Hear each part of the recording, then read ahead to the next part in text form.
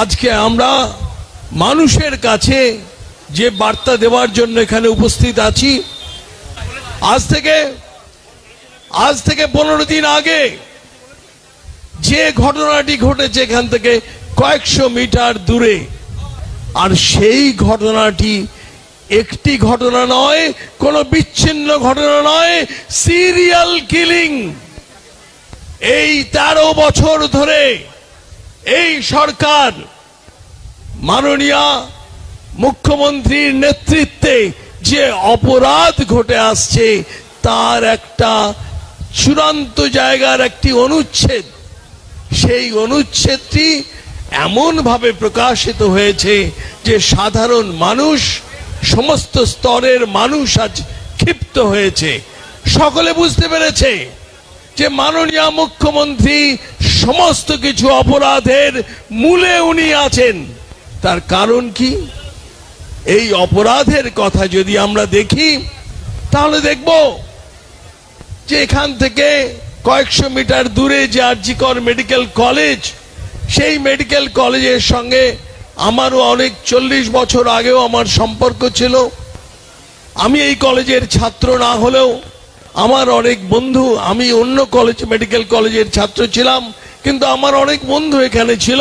এখানকার ক্যান্টিনে যাওয়া এবং এখানকার হোস্টেলে থাকা, এই সমস্ত কথা আমার আজও মনে পড়ছে।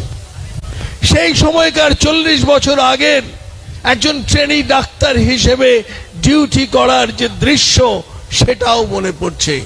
সেখানে ছেলেরা মেয়েরা সমস্ত ডাক্তাররা আমরা একসঙ্গে ডিউটি করে থাকি, নার্সরা থাকেন।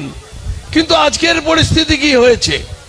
এই ডাক্তার রাত্রে ডিউটি করেছেন, সকালবেলা তার বাড়িতে খবর যাচ্ছে যে মেয়ে নাকি আত্মহত্যা করেছেন। কি অদ্ভুত কথা! আত্মহত্যা করেছেন সেই শুনে সঙ্গে সঙ্গে তারা বেরিয়ে এসছেন। আর বেরিয়ে আসার পরে যখন মেডিকেল কলেজে পৌঁছেছেন তখন 3 ঘন্টা বসে থাকার পরেও বাবা মাকে তার দেহ দেখতে দেওয়া হয়নি, তার মুখ দেখতে দেওয়া হয়নি। আপনারা দেখুন, আমাদের কোনো প্রিয়জন যখন সে মারা যায়, আমরা দূর দূরান্ত থেকে যখন তাদের কাছে পৌঁছে যাই তখন মনে হয় কত তাড়াতাড়ি তার দেহ দেখতে পাবো। ওনারা এসে পৌঁছানোর পরে 3 ঘন্টা, এই 3 ঘন্টা কি হচ্ছিল, কি কাজ হচ্ছিল, এর কোনো সদুত্তর কোর্টকে দিতে পারেনি, না অধ্যক্ষ দিতে পেরেছে। একটা কথা এসেছে, নির্দেশের জন্য অপেক্ষা করছিলেন। কার নির্দেশ? কার নির্দেশ? এই কার নির্দেশের যে তত্ত্ব, সেই তত্ত্ব ঘুরতে ঘুরতে পৌঁছে যাবে মাননীয় মুখ্যমন্ত্রীর কাছে। আর সেই সময় ভারতীয় জনতা পার্টির কার্যকর্তা, আপনারা জানেন, কাউন্সিলর, আমাদের যিনি কাউন্সিলর সজল ঘোষ এবং আরো অনেক কার্যকর্তারা সেখানে পৌঁছে গিয়েছিলেন।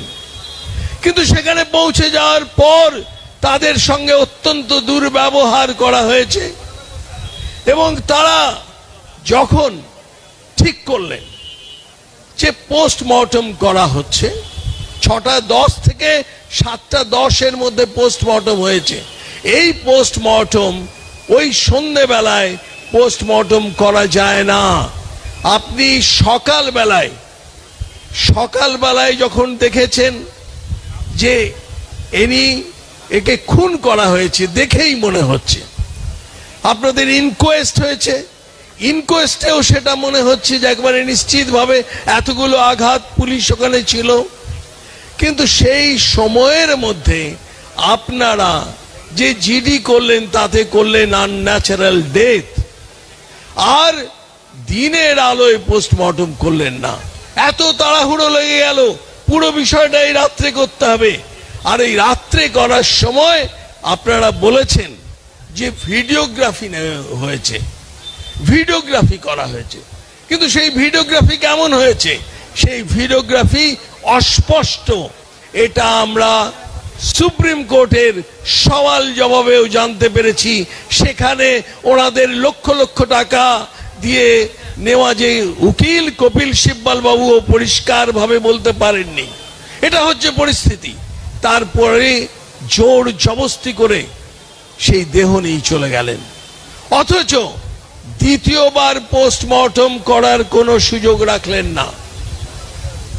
আপনারা বলেছেন কোনো হাড় ভাঙেনি, হাড় ভাঙেনি, কিন্তু পুরো শরীরের এক্সরে কি হয়েছে? পুরো শরীরের এক্সরে জানি না হয়েছে কিনা, যদিও হয়ে থাকে পা যেভাবে ছড়ানো ছিল, প্রায় 90 ডিগ্রি কোণে ছিল, সেই অবস্থাতে বলি যদি হাড় না ভাঙে তাহলেও এফএসএমএ মানে পোস্টমর্টমের সময় এমআরআই ম্যাগনেটিক রেজোনেন্স ইমেজ এটা করার কথা, এবং ওইভাবে চাপ দিলে সেখানে যে ফিমার জয়েন্ট, সেই জয়েন্ট তার পেলভিক গার্ডেল থেকে ডিসলোকেশন হয়ে যাবে এবং সেটা পরিষ্কারভাবে জানতে পারা যাবে যে কতখানা ক্রুশিয়াল অত্যাচার করা হয়েছিল। কাজে এমআরআই যে হওয়া উচিত ছিল, দ্বিতীয়বার যদি পোস্টমর্টম হতো তাহলে নিশ্চয়ই এই ব্যবস্থা থাকতো। আপনারা জবরদস্তি করে তার দেহ জ্বালিয়ে দিলেন। আর তারপর সারা দেশ জুড়ে, রাজ্য জুড়ে চারিদিকে আন্দোলন। আর সেই আন্দোলনের অবস্থা দেখে আপনি মাননীয় মুখ্যমন্ত্রী, আপনি নির্যাতিতার বাড়ি পৌঁছে গেলেন। আর বাড়ি পৌঁছে গিয়ে আপনার যেটা সাধারণত করে থাকেন প্রত্যেকটি অপরাধের ক্ষেত্রে আপনি কিছু অর্থ দিয়ে দেন। সেটা সমস্ত সময় থেকেই শুরু হয়েছে। পার্ক স্ট্রিট, কামদুনি, সব যত জায়গাতে ধর্ষণ খুন হয়েছে আপনি অর্থ দিয়ে সব ব্যবস্থা করার চেষ্টা করেছেন, কোথাও কোথাও করেছেন। যত অপরাধী, সেই যে ভিকটিম, সেই ভিকটিমের কাছে গিয়ে অর্থ দিয়ে সমস্ত ব্যবস্থা করেছেন। যেমন ভাবে বগটুইতে সমস্ত এরা অভিযুক্তদেরকে চিনতেই পারল না, আপনি একের পর এক আপনার এই অপরাধকে গোপন করার চেষ্টা করেছেন। এটা বাংলার মানুষ ধরে ফেলেছে। আজকে দেখুন আন্দোলন সর্বত্র ছড়িয়ে পড়েছে, এখান থেকে বাঁচার উপায় নেই মাননীয় মুখ্যমন্ত্রী। তাই আজকে এই যে আন্দোলন ছড়িয়ে পড়েছে, সকলে একসঙ্গে বলছে।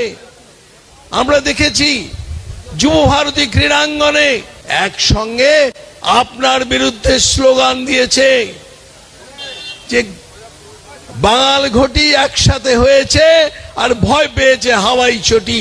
এই কথা সাধারণ মানুষ একসঙ্গে বলেছে।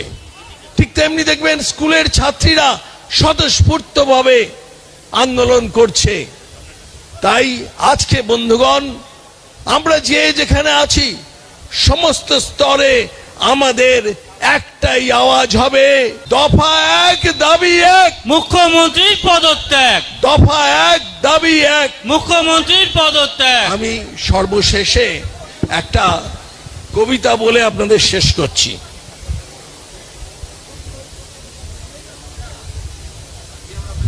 এই কবিতাটি বাংলাদেশের একজন কবির লেখা। মাননীয় মুখ্যমন্ত্রী তো বাংলাদেশের স্লোগান ওনার খুব পছন্দ, তাই দেখবেন উনি বলেন জয় বাংলা, খেলা হবে, এই কথা বারবার উনি বলেছেন। অনেক যুবক আজ হয়েছে নিখোঁজ, অনেক যুবতী আজ হয়েছে বিধবা। ডোরা কাটা বাঘ, তুমি পদত্যাগ করো।